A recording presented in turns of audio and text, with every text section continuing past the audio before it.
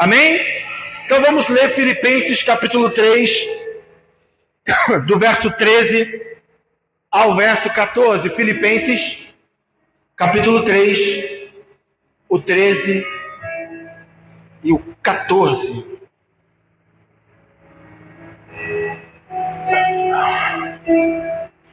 Os que acharam, diga amém. Os que não acharam, diga espera aí, pastor. Eu espero.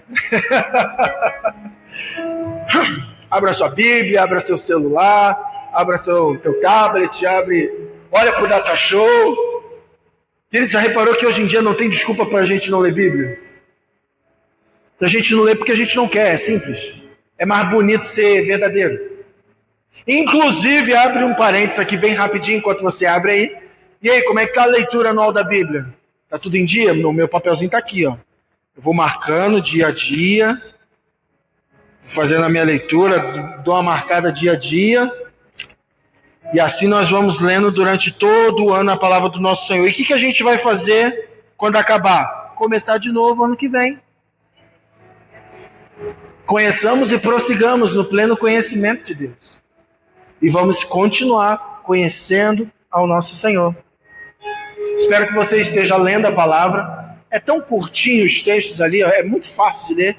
Se você não tem ainda o cronograma de leitura, tem ali em cima da mesa, perto do Dinei. Você pode pegar ali e leva para casa. Pastor, eu não comecei, já estou atrasado, eu não vou conseguir recuperar. Começa de hoje.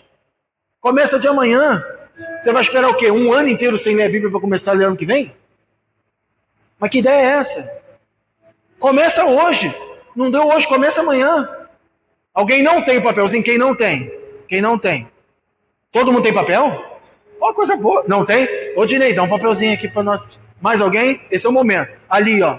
Já pega um monte aí na mão aí. Ó. Já fica com a mão levantada que o Dinei vai dar. Hoje tu vai ler Bíblia. Todo mundo. Todo mundo já tem aí, então? Espero que estejam lendo. Não para mim, não para a igreja, sobre o Senhor. Aqui, ó. Aqui na ponta. Entregou aqui, Dinei. Lá na ponta, lá. Se você quiser pegar e levar para algum irmão, irmã, colega, quem você quiser, um colega de trabalho, leva também. Leva também. Já começa a fazer uma leitura bíblica no seu trabalho. Já bota todo mundo ali 10, 15 minutinhos antes, na hora do almoço, e lê todo mundo junto. Isso aí. Amém? Vamos ler então Filipenses capítulo 3, verso 13.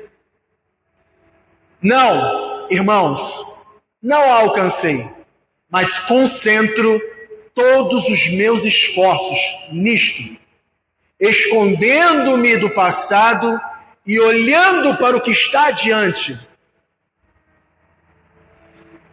Prossigo para o final da corrida, a fim de receber o prêmio celestial para o qual Deus nos chama em Cristo Jesus. Amém? Eu quero começar dizendo para vocês, querido, que o problema não é avançar, o problema é quando você avança sem direção. A gente vive uma cultura obcecada pelo progresso. As pessoas, elas querem avançar financeiramente, emocionalmente, profissionalmente, mas raramente perguntam, avançar para onde? As pessoas não sabem para onde estão indo. As pessoas não sabem para onde está avançando. As pessoas estão andando numa rua reta da vida sem saber qual o destino que elas estão tomando. Elas simplesmente vão andando. E inconscientemente acabam vivendo o que músicas do mundo dizem. Deixa a vida me levar, a vida leva eu. E você continua, e você pega uma música dessa e faz como canção da tua vida. Que isso, pastor? Eu não faço isso. Faz sim, porque se você não sabe para onde você está indo, você está deixando essa vida carnal te guiar. Avançar para onde? O grande drama do nosso tempo não é a falta de movimento. Tem muita gente se movimentando, é a falta de propósito. Tem muita gente fazendo um monte de coisa, tem muita gente andando, tem muita gente fazendo tudo. Gente, nunca se falou tanto sobre saúde, isso é bom. Você nunca viu tanta gente indo para academia, isso é bacana, não há problema nenhum. A gente precisa exercitar o nosso corpo. É uma máquina que precisa estar em movimento. Você tem que fazer isso. Um grande avivalista, um grande pregador, que morreu novo, ele disse uma vez: o Senhor me deu uma palavra e um cavalo. Eu matei o cavalo e não consegui cumprir a palavra. E o cavalo que ele estava falando era ele, porque ele não cuidou da própria saúde. Então o problema não é esse, o problema é o quanto a gente tem visto as pessoas cultuando o seu próprio corpo. Que as pessoas entram em paranoias, que elas precisam chegar num corpo perfeito, mas não conseguem entender que a vida é uma corrida em direção a Cristo. E nessa jornada a gente vai ter o quê? A gente vai ter um equilíbrio de cuidar do nosso corpo, vai ter um equilíbrio de trabalharmos, vai ter um equilíbrio de estar com a família. A gente vai ter um lugar de equilíbrio em Cristo. Porque Cristo também entrava nesse lugar de descanso. Cristo também era muito equilibrado. Mas eu quero continuar aqui, para não fugir muito. O problema não é a falta de movimento, é a falta de propósito. Teve um livro nos anos 2000 que vendeu a rodo. Se chama Uma Vida com Propósito. Rick Warren. Pensa num cara que vendeu esse livro. Pensa num cara que vendeu Uma Vida com Propósito. Por que todo mundo comprou? Porque muita gente, cristão e não cristão, mas o que nos espanta é muito cristão caminhando, vindo para o culto, vindo para a igreja, fazendo as coisas para o Senhor e não sabe qual é o propósito da vida. Não sabe para que foi criado. Não sabe qual é a missão. Paulo escreve a Filipenses não como um jovem idealista, tá? Não como um homem, mas como um homem experiente, preso e limitado externamente. Se você olhar, eu tenho uma série de sermões lá no Spotify, não está no YouTube ainda, mas eu tenho lá no Spotify, que eu prego sobre Filipenses inteiro. Tá? Regozijai-vos, é o nome da série. E Paulo, ele escreve essa carta aos Filipenses preso, querido. Ele estava na cadeia. Quem viu o filme ontem tem mais ou menos uma noção de como era. Até porque existe ainda no mesmo lugar a prisão onde Paulo ficou preso. Se você comprar as passagens, você consegue visitar lá. E você tem noção de que é. Paulo estava preso. E Paulo, ele escreve uma carta sobre alegria. Sobre alegria. Isso mostra uma pessoa que, independentemente, que externamente, aos olhos de muitos, ela não está saindo do lugar, por dentro ela está avançando. Porque não é o movimento externo que mostra, na verdade, o movimento externo vai revelar, muitas das vezes, qual está sendo a movimentação interna. Como assim, pastor? Mas Paulo não estava saindo do lugar? Sim, Paulo não estava saindo do lugar com o seu corpo externamente, mas o que ele falava, o que ele escrevia, estava empurrando outros para Cristo. Só que a gente vê muita gente só fazendo coisa em nome de Deus, e fazendo coisa que Deus nunca pediu para você fazer. E eu vou explicar isso um pouco mais abaixo. Paulo, ele ali, limitado externamente, e ainda assim ele estava afirmando. Em Filipenses ele afirma, bota o verso 13 por gentileza. Ele afirma ali, não, é o 14 mesmo, desculpa. Ele diz aqui, é o 14. Prossigo para o final da corrida. Em outras versões, talvez na sua diz, eu prossigo para o alvo. E olha só que loucura, um cara preso de volta, ele estava preso, e ele fala, eu prossigo para o alvo. Você crê que essa é a palavra de Deus? Você crê nisso? Então você concorda comigo que Paulo não falou aquilo de boca para fora. Ele não falou de boca para fora, ele não liberou uma palavra motivacional. De fato, Paulo estava avançando para o alvo, porque ele tinha propósito e soube para que ele existia, para o louvor da glória de Deus, para que o nome do Senhor fosse conhecido em toda a terra.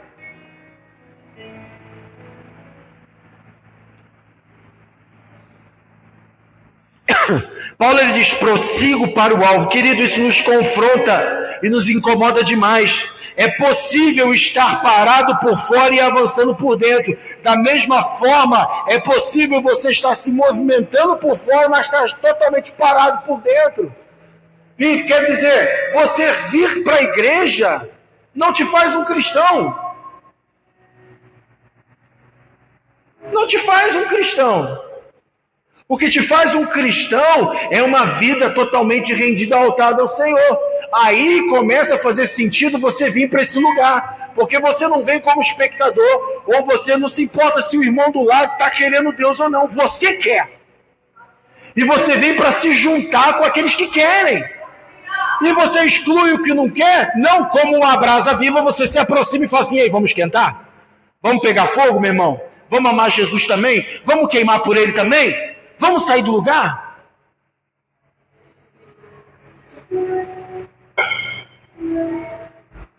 Você precisa juntar tudo que foi dito nesses domingos. Precisamos nos entregar, precisamos transformar nossa mente, precisamos ter uma prioridade para ter uma missão. A pergunta que o texto faz é clara para a gente. Você está ocupado ou você está alinhado? Você está ocupado com as coisas de Deus ou você está alinhado com as coisas de Deus?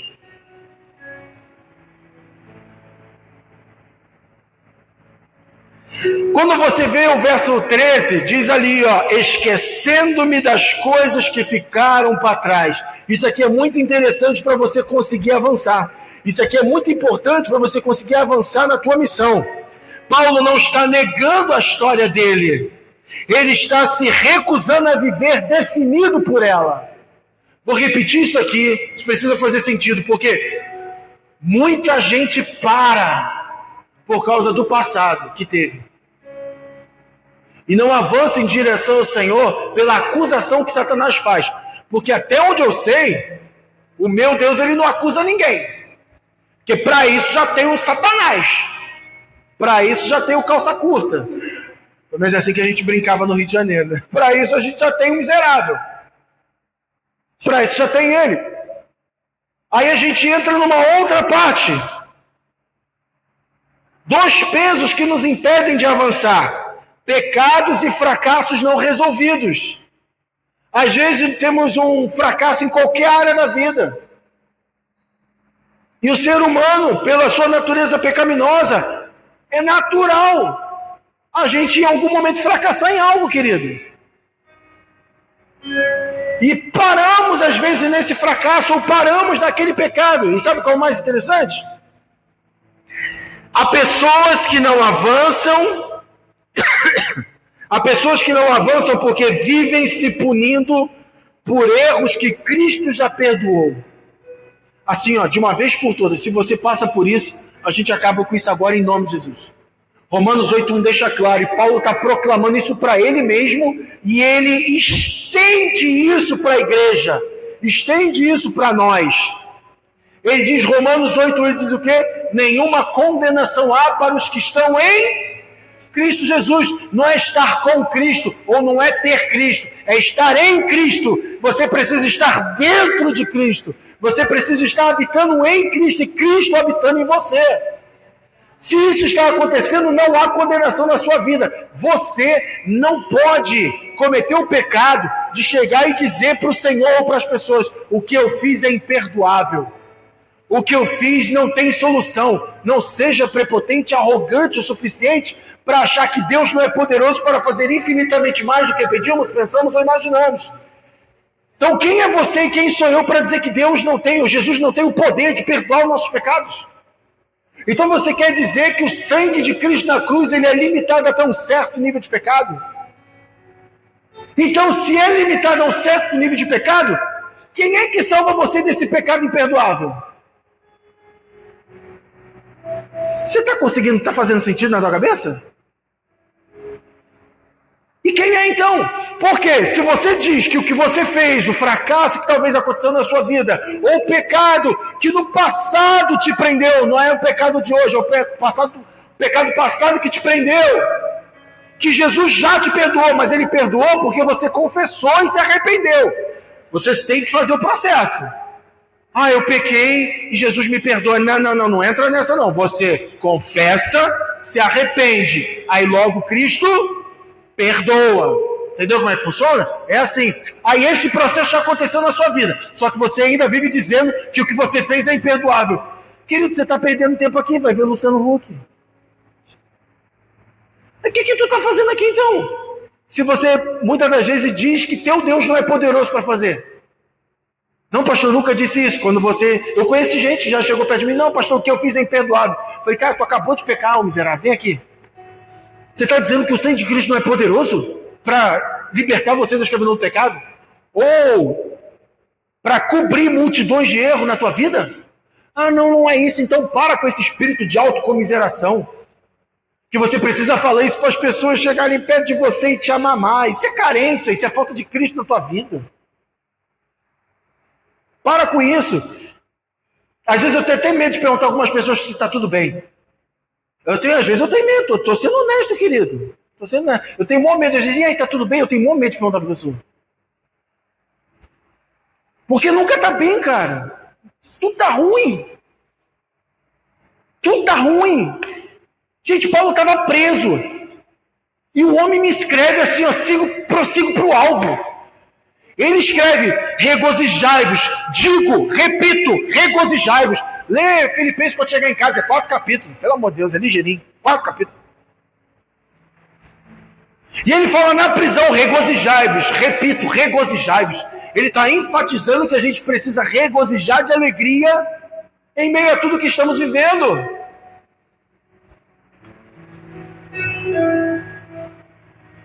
Então não permita que os pecados e os fracassos do passado que o Senhor já perdoou na sua vida te impeçam de avançar. Você e eu temos uma missão: proclamar o nome dele, fazer o nome dele ser conhecido em toda a terra. Se Cristo... Perdão, deixa eu continuar aqui. Há pessoas que não avançam porque vivem se punindo por erros que Cristo já perdoou. Isso não é humildade, isso é incredulidade. Se Cristo pagou totalmente, quem somos nós para exigir pagamento adicional?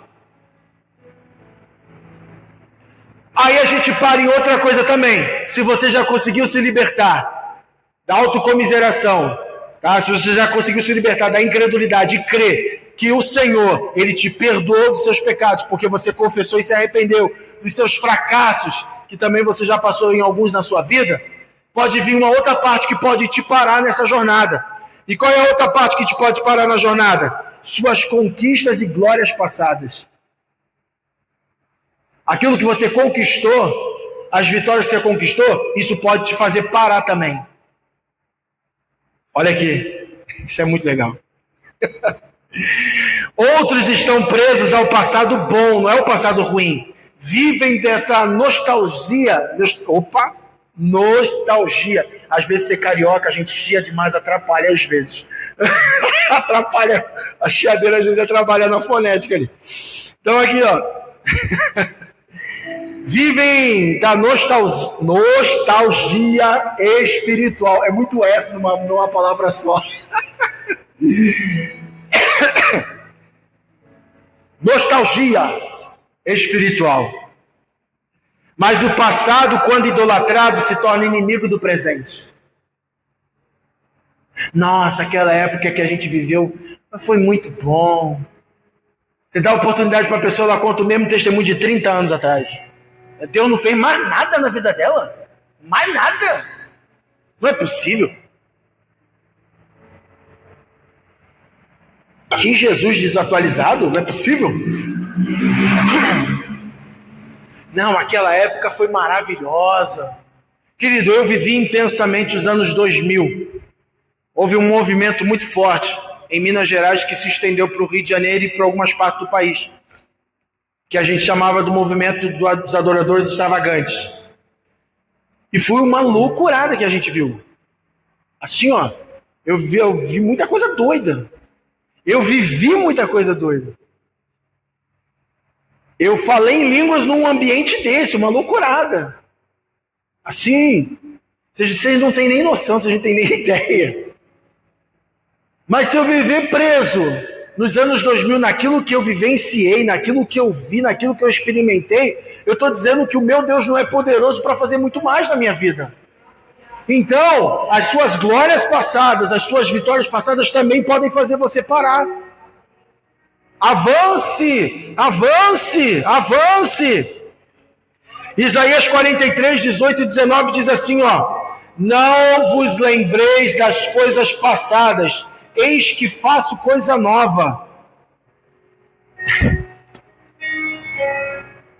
Isaías está falando assim, tá bom, foi bom, passou no mar, o Senhor entregou as codornas, Ele entregou o maná, maravilhoso, atravessou o Jordão, derrubou Jericó, e tantas, amém. Para de viver das coisas passadas, eu tenho coisas novas para vocês. Deus, Ele diz, eu não estou preso ao que fiz, eu estou comprometido com o que estou fazendo.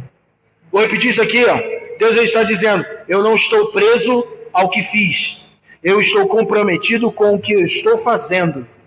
Se Deus está fazendo algo novo, mas você insiste em viver do antigo, quem é que está desalinhado? Se Deus está fazendo algo novo, mas você insiste em viver do antigo, quem é que está desalinhado, querido?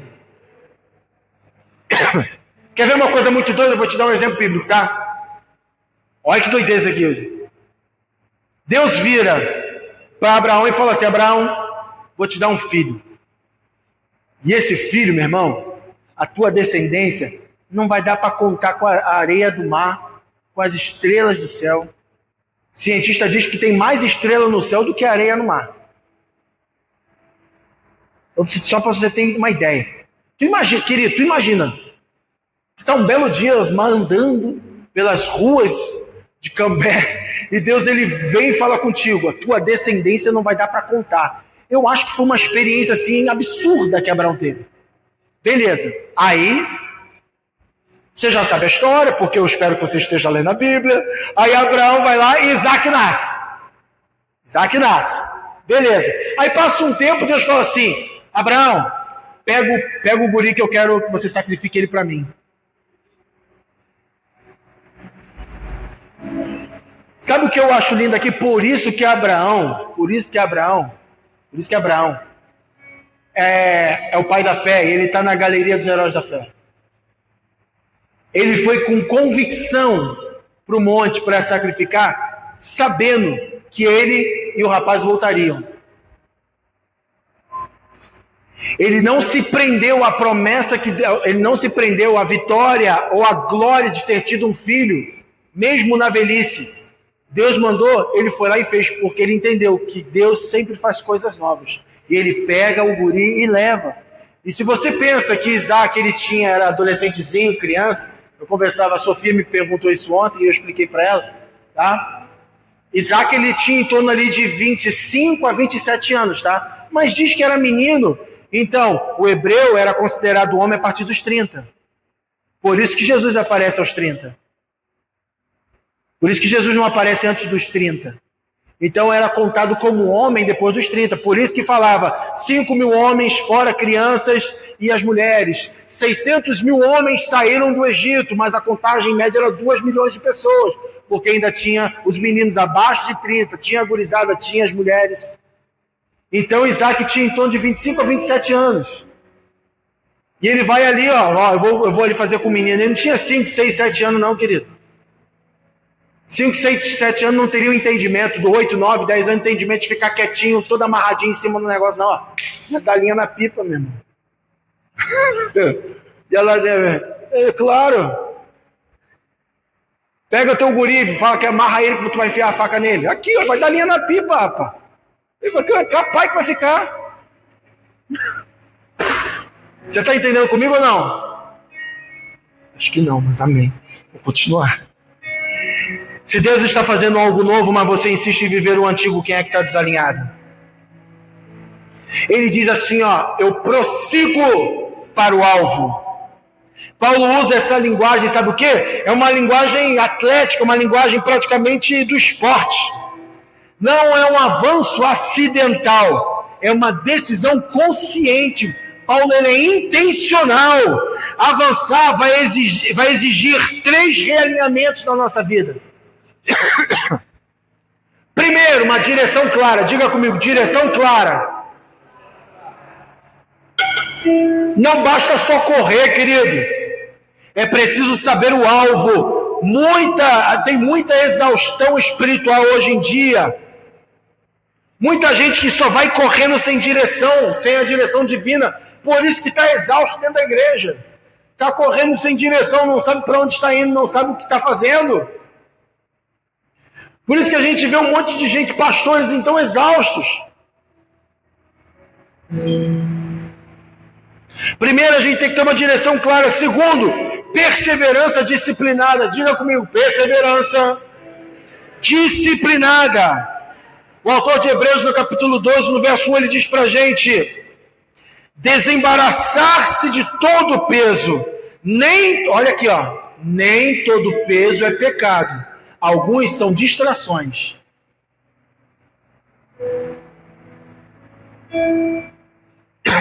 Porque olha só, tenta imaginar que você está na jornada da fé cristã. Você está na jornada da fé cristã. E o caminho é aqui, Você está andando. Pensa comigo, tá? Na jornada da fé cristã, querido, não é só pasto verdejante, não. Vai ter hora que tu vai passar pelo vale da sombra da morte. Vai ter hora que você vai ver 1000 caindo ao teu lado, 10.000 à tua direita, e você continua andando porque você sabe, porque você não vai ser atingido, porque você sabe para onde você está olhando. Ou melhor, para quem você está olhando. Entenda uma coisa, o problema não é quando você está passando pelo vale da sombra da morte. Não pense que ali é o pior, não. Ali não é, porque ali você está atento. Ali, meu irmão, você não quer nem olhar para quem está caindo dos lados. Ali você só quer passar, então você fica com seus olhos fixos. O problema é quando você passa por uma parte que tem muitas flores bonitas pelo caminho da jornada da fé cristã. É isso que distrai você. E é pecado? Não é pecado. Você está no caminho da fé cristã. É pecado você olhar as flores da jornada? Não é. O pecado é você se distrair. O que é se distrair? Parar de olhar para quem você deveria estar olhando desde o primeiro dia que encontrou ele. Está fazendo sentido? Então, na nossa jornada, a gente precisa estar olhando, porque não existe nada mais belo no caminho do que o nosso Jesus. Não existe nada mais belo. Não existe nada mais belo.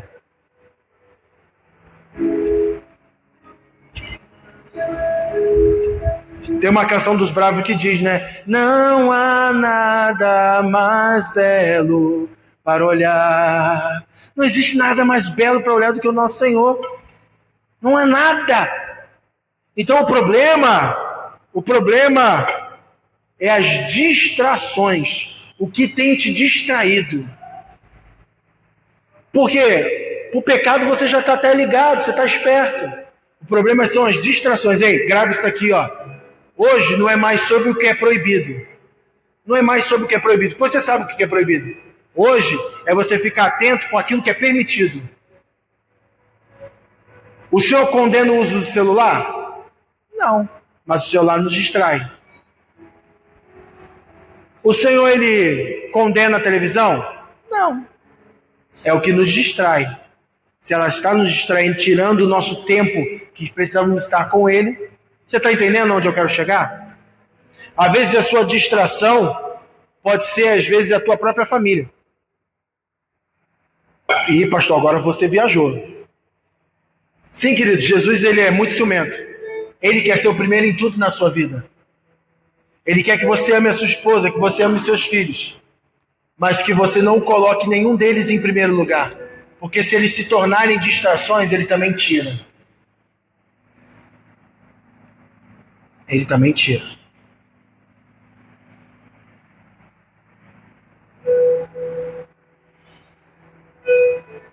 O que não é pecado pode, ainda assim, ser um obstáculo. Hebreus 12:2, olhando firmemente para Jesus, eu acabei de ensinar para vocês. O problema, querido, não é que olhamos para muitas coisas ruins, é que olhamos para pouco olhamos muito pouco para Cristo. Eu não estou dizendo que olhar as coisas ruins seja bom. O problema é que se estamos olhando para coisas ruins da jornada, é porque desviamos o nosso olhar de Jesus. Aí por isso, que quando você tira... É tanto jargão que a gente tem na igreja, ou frases que um dia foram impactantes, mas se tornaram... elas se tornaram vagas pela falta de comprometimento da igreja.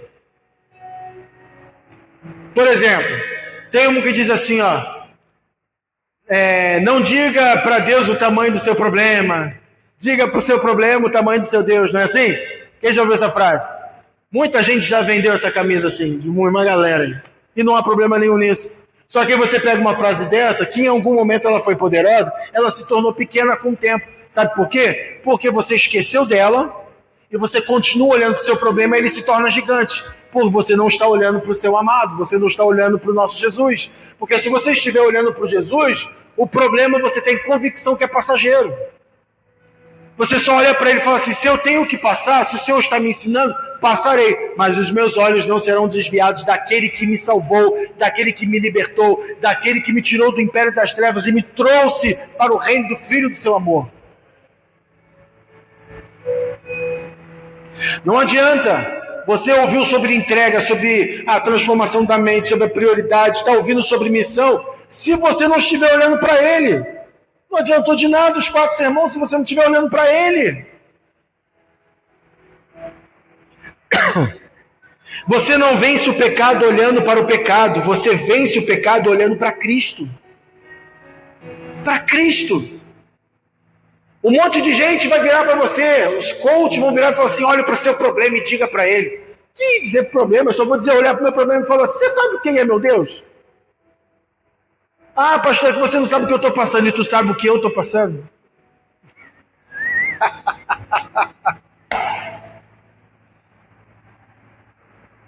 Gente, uma vez eu pregando no Rio Grande do Sul, o meu sermão era sobre alegria. E aquele domingo eu estava triste, pastor Arnaldo, que meu coração estava doendo. E eu me lembro que uma pessoa chegou perto de mim, e aí, pastor, como é que está o coração? Eu falei assim, está muito estranho. Por quê? Eu vou pregar sobre alegria, meu coração está com uma tristeza enorme.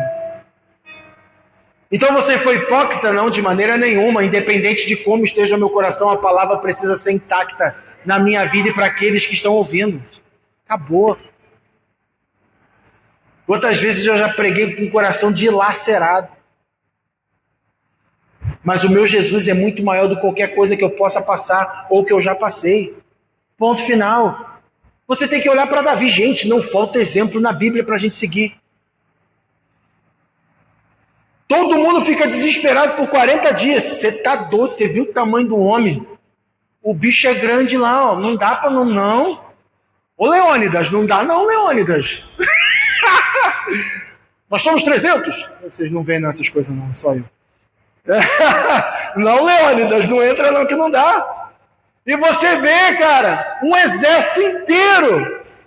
Um exército inteiro. O exército de Israel era maior do que o exército dos filisteus. Era maior. Só que eles vão e trabalham na mente. É assim que Satanás ainda faz nos dias de hoje. Ele falou assim, não dá para nós encarar o exército de Israel, porque eles são maiores que a gente. Vamos fazer uma proposta para mexer com o ego do rei deles. Vamos fazer um combate 1 a 1. Porque o combate 1 a 1 sempre fala sobre honra. Você já viu jogo de hóquei? Já viu como é que é um jogo de hóquei? Se os caras têm um desentendimento, eles largam os tacos, o jogo para e os caras saem no braço. Vocês já viram isso? Nunca viram isso? Os caras saem no braço e o juiz só fica ali. Quando o brigueiro para, ninguém toma cartão e volta. Volta o jogo. É coisa de homem. O homem não tem nada na cabeça. Coisa de homem. E os caras vão lá e se resolve e acabou. Então, 1 a 1 sempre fala sobre honra. E foram lá e mexeram no ego de Saul. Não, então eu vou mandar o meu maior guerreiro também. Quando olham para Golias, não dá. E Golias fica escarnecendo. Agora, quando chega uma pessoa que está olhando para Cristo, quando chega uma pessoa que sabe quem é o Deus dele, ele fala assim, quem é esse incircunciso aí que está falando do Deus poderoso, do Deus de Israel? E você conhece a história, tentam botar roupa nele, não adianta, aquilo que Deus deu é o que ele deu para você, não adianta você usar a unção do outro, você tem que usar a unção que Deus deu para você.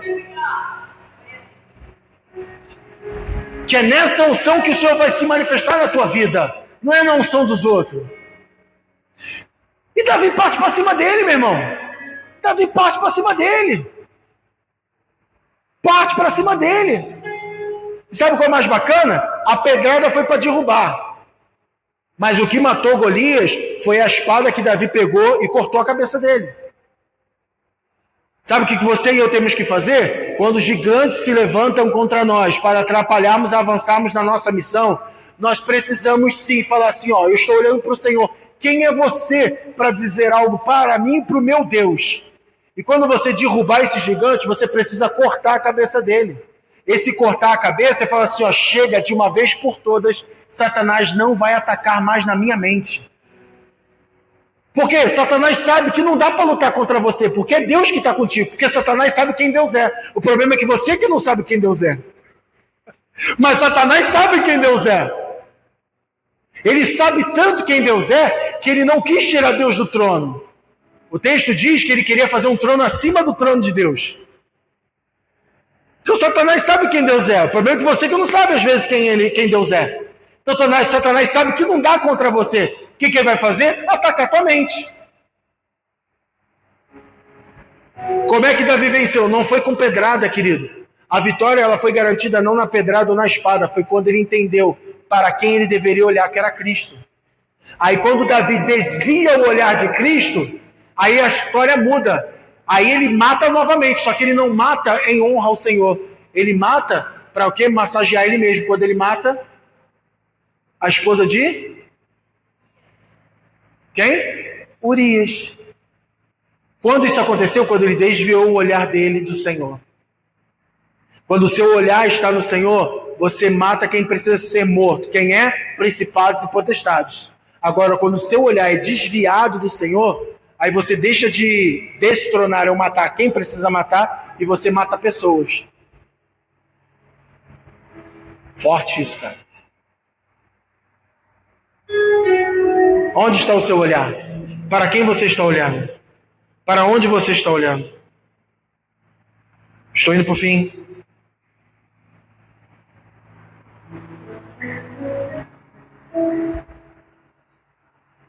Aleluia. Deus nos alinha não apenas para nos ajustar, mas para nos enviar. O Evangelho nunca termina apenas no autoconhecimento. O cume é a missão. Não adianta você só conhecer, você precisa apresentar às pessoas quem você conhece. O Evangelho nunca termina no autoconhecimento. Paulo não corre para provar valor. Quando Paulo diz, prossigo para o alvo nessa corrida, não é para provar valor algum. Paulo não está provando valor. Ele corre porque já foi aceito. Essa é a diferença entre o moralismo religioso e o cristianismo bíblico. A religião sempre vai dizer, avance para você ser aceito. Mas o Evangelho diz, você já foi aceito, agora avance. Você viu a diferença? Então, muitas vezes você fica preso numa religiosidade. Vós não foste comprado com coisas corruptíveis como prata e ouro, mas sim com o sangue de Cristo que te livrou da fútil maneira de viver, que por tradição recebeste dos vossos pais. 1 Pedro 1,18. Então muitas das vezes você só recebe informações e você não busca na palavra e fica preso a vida inteira numa religiosidade onde o Senhor não te chamou. Onde você precisa ser aceito o tempo inteiro. Enquanto o Evangelho do Reino diz assim, você confessou seus pecados, se arrependeu, entregou a vida para mim, você já foi aceito, agora avance. Os cristãos alinhados não vivem para si, não vivem para o passado, vivem para a glória de Deus no mundo. Eles vivem alinhados na sua família, no trabalho, na igreja ou na cidade. Missão não é só o que fazemos, é quem somos enviados a ser. Jesus também correu essa corrida, essa carreira. Pela alegria que lhe estava proposta, suportou a cruz. Você tem noção do que é isso aqui? Pela alegria que lhe estava proposta, suportou a cruz. Como é que alguém pode se sentir alegre por suportar uma cruz? A alegria não estava na dor de suportar a cruz. A alegria estava em suportar a dor por obediência ao Senhor.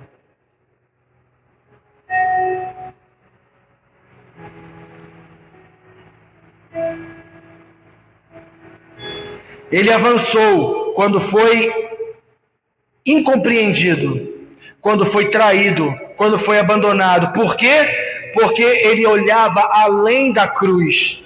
Ele olhava a redenção dos santos. Esperança cristã não é otimismo, querido. Nós não somos otimistas. Eu não sou otimista na ótica do cristianismo. É certeza baseada na ressurreição. Se Cristo venceu a morte, então seu passado não te define. Amém ou não amém? Seu presente não pode te limitar. Seu futuro está garantido. Vou repetir isso aí para ver se você dá um glória mais forte. Só Jesus, né? Se Cristo venceu a morte, então seu passado não te define. Pelo menos obrigado. Seu presente não te limita. E o seu futuro está garantido.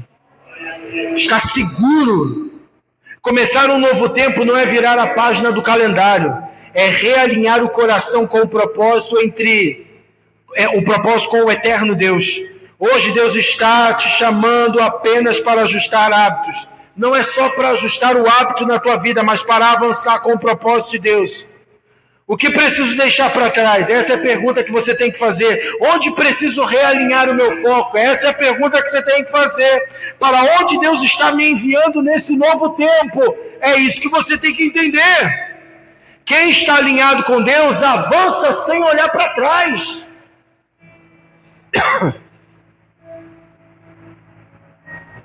Querido, o que eu fiz para trás, fiz besteira, me arrependi, confessei os meus pecados, foi lançado no mar de esquecimento. Fica tranquilo, de vez em quando vai vir um incircunciso para te acusar. Ah, não, mas o Senhor não vai deixar. Capaz que não, ele deixou com Paulo. Paulo matou um monte de gente, foi perseguido por um espírito maligno até a morte. Você acha que isso não vai acontecer comigo e com você? Mas o que eu te digo, se você está alinhado com o Senhor, não olhe para trás. Não olhe para trás. Fique de pé comigo. Fique de pé comigo. Diga assim comigo. Mas aquela voz de crente, tá? Aquela voz de crente. Eu prossigo para o alvo. Mais uma vez. Eu prossigo para o alvo. Amém?